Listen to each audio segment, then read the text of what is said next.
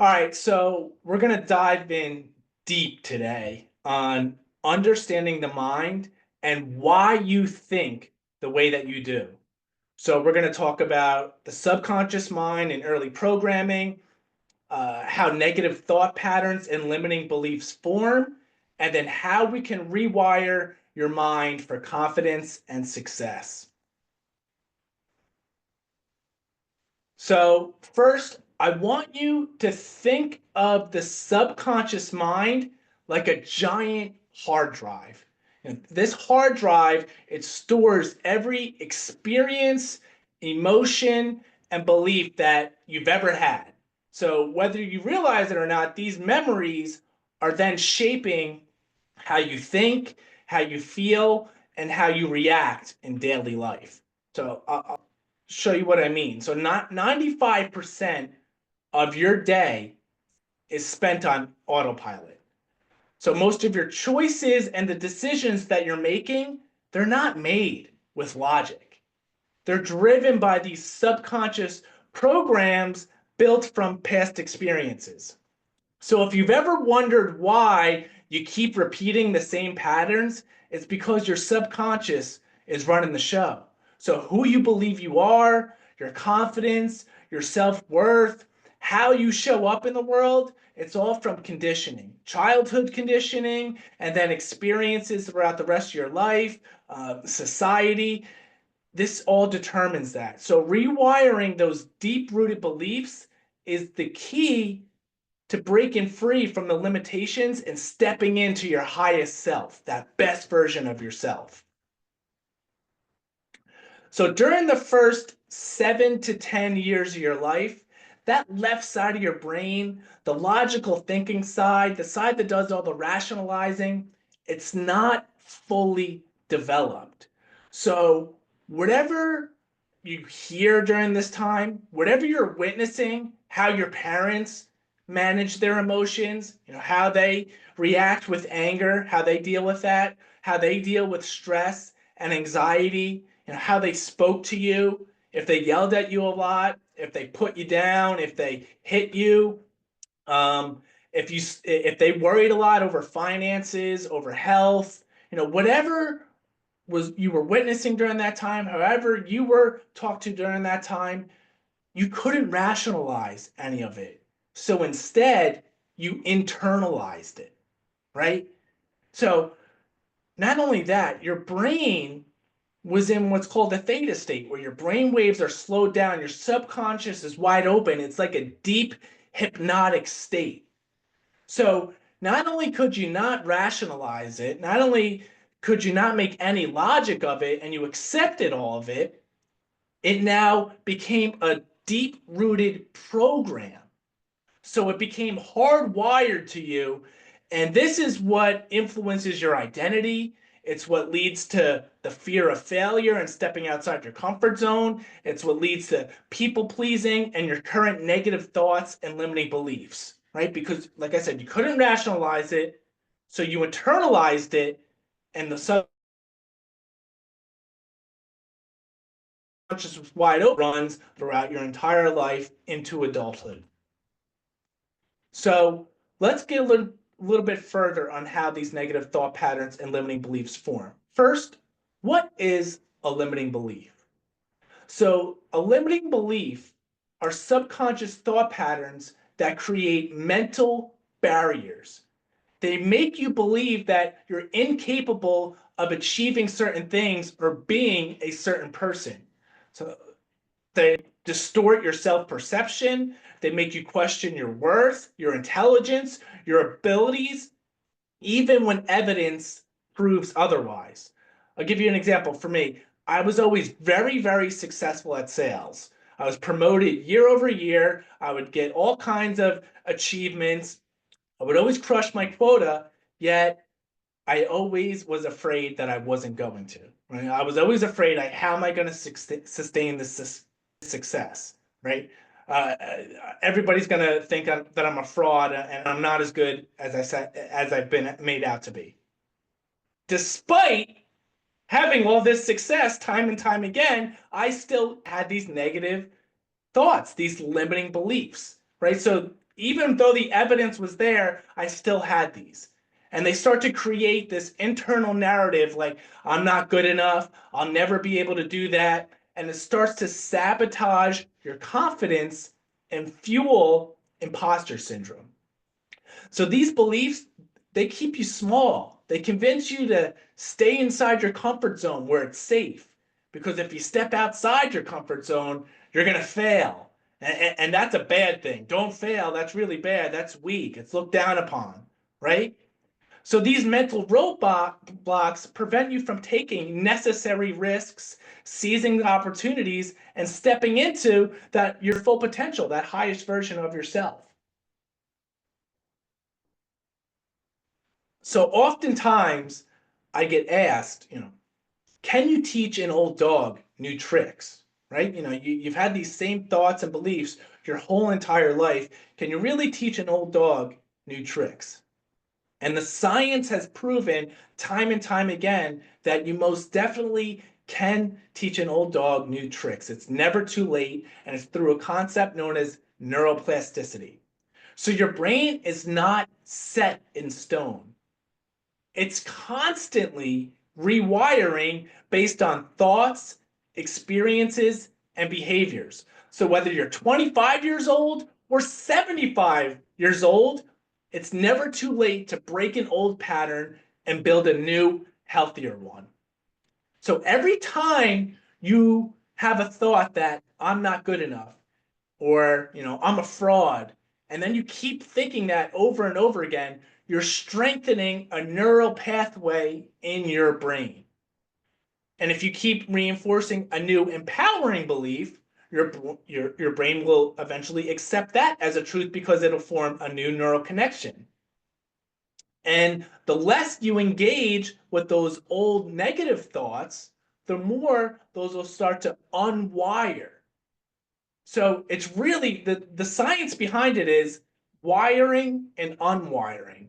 Thoughts become neural connections that are wired to your brain. The more you think them, the more they strengthen and form new neural connections, new threads. And the less you think about them, the more they start to unwire. So I'm going to show you what it actually looks like in your brain to form a thought. So this is what I talked about. Here are two nerve cells in your brain. And these little stringy things are the threads that form. So this is a thought or an experience that's going on in real life. Look at these threads start to connect. Boom. They just made a connection, right? So that was a thought in your brain of, I'm not good enough. That started at maybe 7 years old. And the more you thought that same thought, the more these other threads then started latching on and connecting. So now it's become really, really hardwired because you've been thinking that same thought your entire life. Well, the cool thing is, when you stop thinking that thought, or when you start challenging that thought, these established threads will start to disconnect. They'll start to unwire.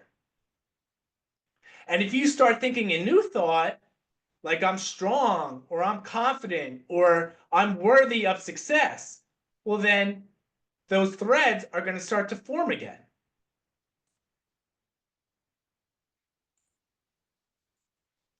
And the more you give attention and thought to that new empowering thought, the more that is going to strengthen that neural connection.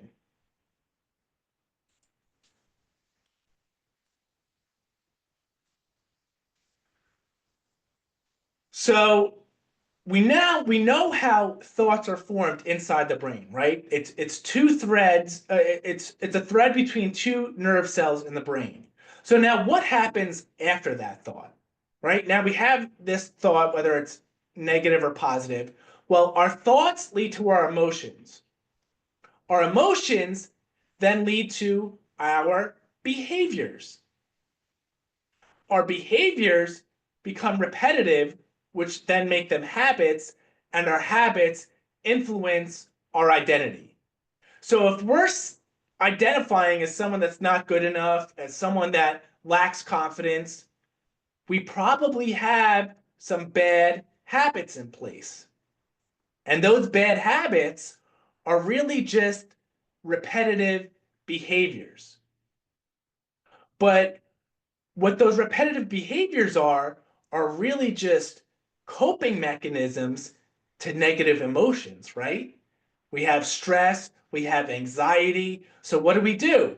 We want to escape that negative feeling, that insecurity, whatever that is, whatever that negative feeling is, we want to escape it. So we do that with negative behaviors, drinking alcohol, smoking weed, eating junk food, binge watching TV, scrolling on our phone, on social media, whatever that is, whatever that negative behavior is, it's a result of a negative emotion that we're trying to escape. Well, okay, well, how did that negative emotion get there to begin with? A negative thought, right? So if we want to change our identity, we have to start with our thoughts. If we have empowering thoughts, if we're thinking really good thoughts and positive thoughts about ourselves, we're then gonna feel really good, right? And if we feel really good, we're gonna have more positive behaviors. Have you ever noticed, like when things are clicking, when you're dialed in, you're making better decisions, your behaviors are better, you're going to the gym more, you're eating healthier. Why? Because you already feel good, right? Your thoughts are good. You're leading to better feelings, better emotions, which are then leading to better behaviors. These better behaviors then become habits. And now these habits are shaping your identity as a confident, healthy person, empowered, feel good, positive person.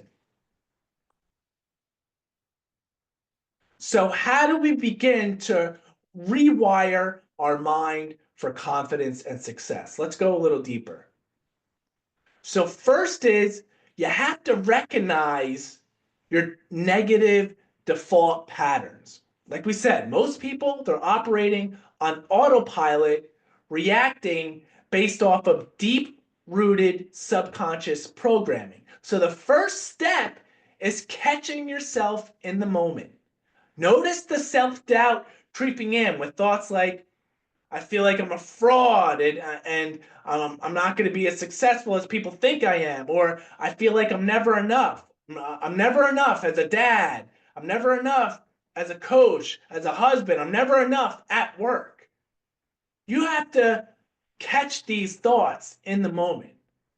Awareness starts to break the cycle. So first step is being aware of it. There's so much power in self-awareness. When people come to me with and they want coaching and they talk about what they're struggling with, I tell them, hey, massive congratulations because you have immense self-awareness, and that is the biggest first step on the path to rewiring. So you've already taken that first giant step just by recognizing that. Next is you got to start challenging that old story, man. It's just a story. That inner voice telling you that you're not good enough. It's just a script that's been running for years, right? That you didn't even choose. No one chooses to think that they're not good enough, right? No one chooses to think negatively about themselves. We're not choosing that. It's just this story. It's just this script. So if we know that this is a story, it's a script, start questioning it. Is this actually true? Or is this just a belief that I've been reinforcing my entire life? So this awareness gives you the power to rewrite the narrative. Then we want to interrupt and replace it. So once you spot the negative loop, time to flip the screen, interrupt it and replace it with, no, I've earned my success. I am enough, regardless of my accomplishments. I'm enough right here, right now. We were all made in God's perfect image. We are enough as we are, regardless of what we accomplish. What I value is my character. and how I show up in the world. What I value is the effort that I put in every day as a father, as a husband, as a coach, at work. That's what I value. I belong here. You do this enough times, and your brain's going to start to rewire itself to believe it. And this is purely science. We saw in the video how a thought forms in the brain. So this is how you start to begin to actually rewire those connections in your brain. So how do we identify the limiting beliefs? Right? We just talked about spotting them in the first place and challenging them. But how else could we identify them? Well, look at some of the patterns in your life. If you keep hitting the same roadblocks, whether it's in your career, your relationships, your personal growth, there's probably a limiting belief at play. So ask yourself, what do I believe about this situation that might be holding me back? Your repeated struggles, they're not random. They're giving you insight to a deeper programming. Next, you want to get deeply introspective with brutal honesty, right? You can't fix what you don't admit. So I had confidence and insecurity issues my whole entire life, but it wasn't until around 30 years old where I was in this deep introspective phase of my life that I started admitting to myself with brutal honesty that, ooh, I got some insecurity issues. I got some confidence issues. So you got to set aside time to reflect on your thoughts and your emotions and your recurring struggles, right? Ask yourself, what beliefs have been running the show lately? So true growth starts when we're willing to get real with ourselves and acknowledge what's been holding us back. A great way to do this is journaling. Writing down pen to paper, it just forces clarity. So tracking your thoughts, your fears, your excuses, and then look for the patterns. If you keep writing like, oh, I don't have enough time, I'm not ready yet, and you're because you're being brutally honest with yourself and you're writing it down, you'll see that's a belief. It's not a fact. And once it's on paper, it's so much easier to challenge it and reframe it. You're almost going to feel uncomfortable writing it because you're already going to start challenging it as you're writing it down. You're going, ooh, that don't sit right with me. No, I do have enough time. I do. No, I am ready. You're going to notice it as you're writing it down. It's so powerful to put the pen to paper. That's just a great way to have the awareness, but also to be able to start challenging it. Another so important, powerful technique is mindfulness. We're so distracted. It's 2025. There's so much distractions out there. The phone, social media, the news, people, music, podcasts. We're so distracted that we need to take time to unplug so we can actually have awareness of our thoughts. It's so hard to be aware of them right now because we're so distracted by all the noise, right? We can't hear, we can't think. There's just all these programs and stuff running, but we're not aware of them because of all the noise.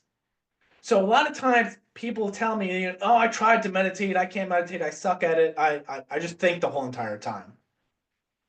Well, we don't quiet the mind to meditate. We meditate to quiet the mind. So think about that again. I'll say it slow. We don't quiet the mind to meditate.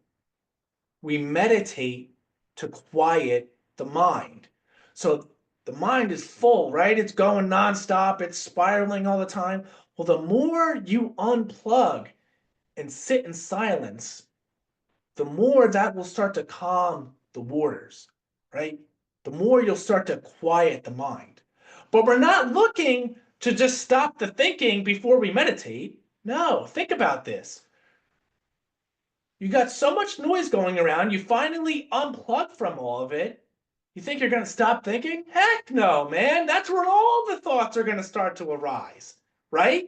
So it's not about shutting those thoughts out. That's what we want. We want, what are those thoughts we've been suppressing? What are those thoughts that are coming from our subconscious? When you do a mindful meditation, that's when you start to gain the awareness of all of these.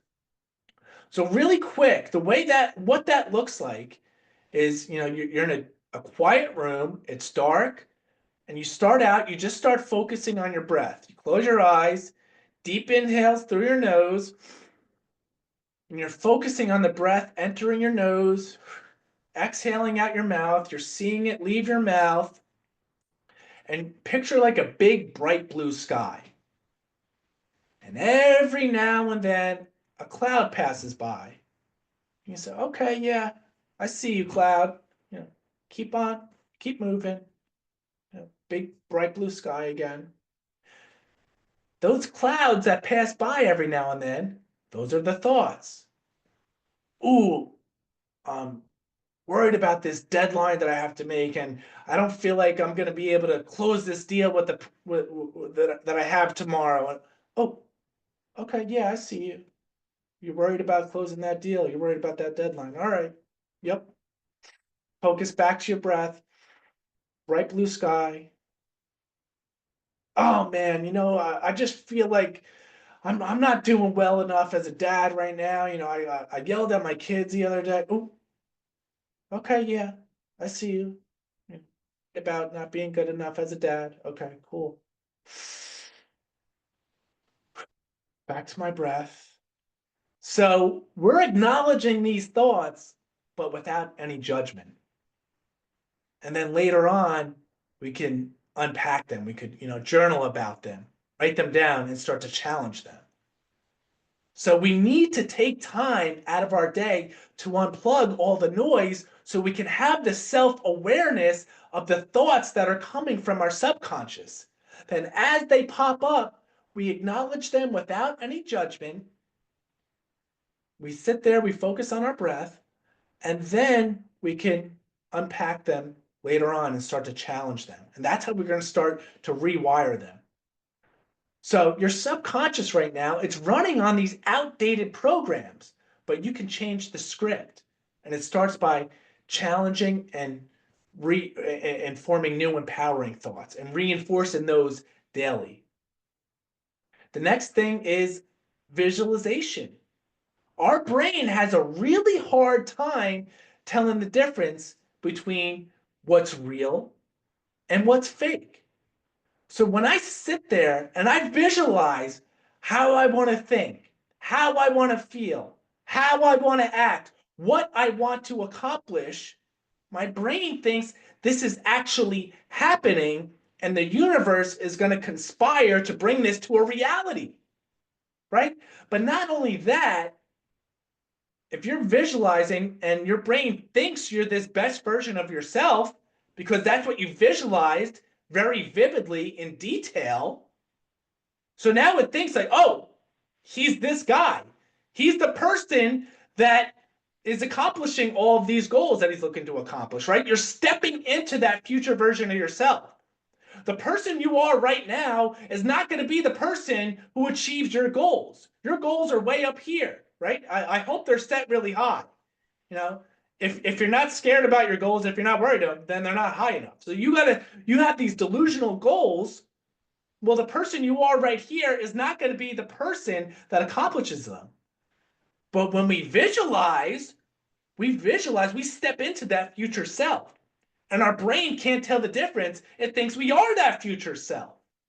So since it thinks we're that future self, now our thoughts are going to align with that future self. And if our thoughts are, then our feelings and our emotions are.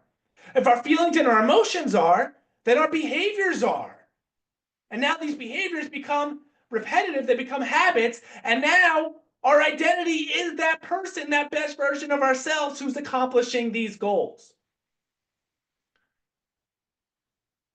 But then There's the upper limit problem. So a lot of times, have you ever felt like before, like almost that you can't trust success? You know, like, oh shit, things are going a little too well right now, right? You're waiting for the other shoe to drop. Well, that's your subconscious trying to keep you safe in a familiar state of struggle. So even though it might be something bad and you might be now you're accumulating success, it's outside of your comfort zone. Your subconscious isn't used to that. It's like, whoa, what is this? It's unfamiliar. And it feels that it sees that unfamiliarity as a threat, right? It sees it as not safe. So it's going to want to bring you back down to where you've always been in that familiar state of struggle. Because even though it's worse, technically, it's safe because that's what it's used to. So it views that next level of success as a threat. So the way to fix this is to expand your success thermostat. You start programming that higher. So when you get there, your subconscious is like, oh yeah, we're set at 72 degrees. Yep, that's where we're supposed to be, right? So it's not going to bring us back down, right? We've always been set at 68. And if we go to 72, it's going to want to bring us back to 68. Well, no. We got it set at 72 now. This is where we're supposed to be. So the way to do that is celebrating your wins, regardless of how small. Expecting good things to come, right? Good things are coming. I'm ready for them. I deserve them. I welcome them. Remind yourself, this success is not temporary. This is my new normal, right? I've been working towards this. I've been stepping into this every day. This is who I am.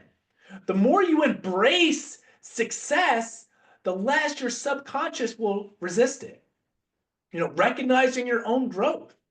Imposter syndrome thrives when we downplay our progress, right? When success feels too good, your subconscious tells you, oh, I don't deserve this, or I'm going to be exposed. But success isn't an accident, it's built, right, through conscious effort. So keeping a proof journal of all your wins, all your clients' wins, challenges you've overcome. Then every time doubt creeps in, remind yourself, no, I earned this. I belong here. Breaking free from old labels. Maybe you've struggled with weight, you're overweight, or any other identity-based belief. Your brain might tell you, like, this is just who you are. That's an upper limit problem. Your subconscious is trying to pull you back down to that version of you that it knows the best. It's always known you as overweight. It wants to keep you overweight. It actually feels safe with you being overweight. It wants to keep you there. So the solution, shift your focus to who you're becoming. Step into that identity now. Track those wins. Visualize yourself looking lean and mean, feeling good. Prove to your mind that daily change isn't temporary and it's your new baseline. Then there's the battle of consistency, right? You've made some progress, but then all of a sudden you fall off track. And I'm guilty of this, man. Whenever I'm going good and I fall off track, I tend to beat myself up. You know, like, shit, man, I've been slipping. I noticed it. But instead of beating yourself up, recognize it for what it is. What is it? It's your subconscious resisting the growth. It wants to stay in that familiar state. Struggle. Sustainability. Make some small, non-negotiable habits as part of your identity so success becomes normal, not a fluke. So whether it's daily movement, mindset shifts, and tracking the smallest wins. There's no such thing as too small of a win, because the more you start tracking it, the more you start telling your mind, like, we're winning, we're winners. It keeps that momentum going. So some daily practices to rewire your mind. Gratitude journaling. Massive. The happiest people in the world are the ones that are the most grateful. Now, I've mentioned this many times before, is the red car theory. If I asked you on your way to work today, did you notice any red cars? Did you see any red cars? I don't know. Probably. I didn't notice them. Right. But if I said, hey, I'll give you $1,000 for every red car you see on the way home, are you going to notice some more red cars? Yeah, you're going to be actively looking for them. Red cars, they were already out there on your way to work. You weren't looking for them. Now I give you $1,000. You're going to be actively looking for them. You're going to see them. You're going to notice them. So gratitude, it primes your brain to look for opportunities, to look for more things to be grateful for. So if you take,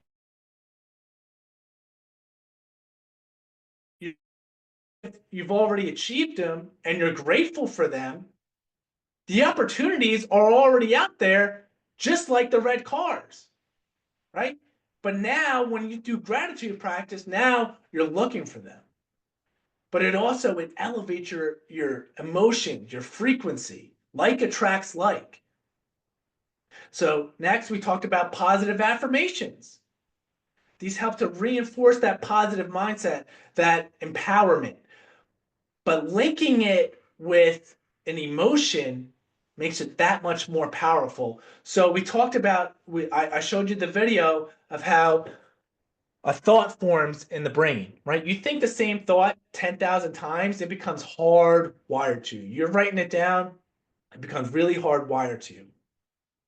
But if, as you're thinking that thought, as you're saying these affirmations, you also have a strong emotion that you're attaching to that, it only takes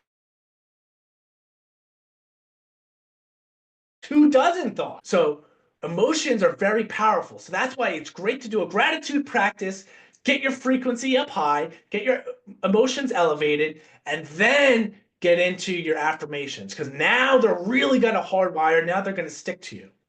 Another great time to do affirmations is as you're exercising, right? You got dopamine and endorphins firing off. These are really strong chemicals that are causing really good emotions, strong emotions, feel good emotions. So they're going to become really hardwired to you as you're working out. You know, next, this goes so overlooked. You need to guard your mind. So dopamine is the feel-good reward chemical, and it reinforces whatever you're consuming. So guilty as charged, I always liked hardcore gangster rap growing up. But as you're listening to music, or as you're watching Netflix, or as you're scrolling on social media, your brain is releasing dopamine, that feel-good reward pleasure chemical. But it's doing it with negative pleasure, right? So if dopamine is releasing to all these negative lyrics, to all these negative shows, to all these negative things that you're seeing on social media, well, now that's becoming wired to you, right? Now you're downloading all of that because of that feel-good reward chemical coming off at the same time. Your emotions are elevating, right? So we gotta be very conscious of what we're consuming. This is part of rewiring your mind. Power of play and movement, man. This is so powerful. Have you ever felt like things are just clicking, man? Like, man, I am in a flow state. I can't be stopped right now. Flow state is a real thing. And one of the best ways to get into that is through play and movement. So sports, dancing, hiking, exercising. The subconscious learns best through experiences and emotions, not just thinking. Intentional triggers. So, from the book Atomic Habits, linking new habits to existing ones. It's called habit stacking. So, for example, like, oh, every time I open a door, I'm going to say an affirmation. So now you have the habit of opening the door, and now you're linking a new habit to that. You're stacking it. I'm going to say an affirmation every time I open the door. Every time I check my phone, I'm going to do a deep, deep inhale, deep breath, right? Calm my nervous system. So now you're getting in the new habit of taking deep breaths. So the way to have intentional triggers is to habit stack. Language rewiring. So we need to be very aware of how we speak, right? What words you're saying in your daily conversations. Instead of saying, I have to do something, I get to do something, right? Instead of saying, I'm bad at this, you say, I'm improving at this. Because your subconscious is always listening and it internalizes self talk.